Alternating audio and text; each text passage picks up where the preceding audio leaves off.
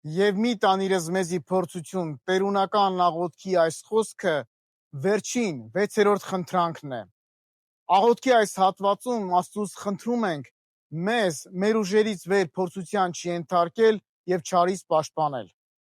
Ընդհանրապես անհնար է պատկերացնել քրիստոնյայի կյանքն առանց փորձությունների եւ մարտահրավերների,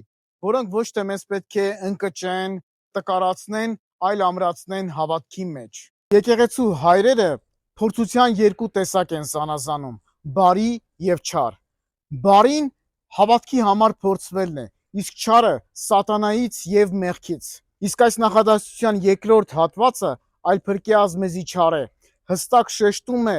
մեր ամենօրյա պայքարը ընդդեմ սատանայի եւ նրա արբանյակների։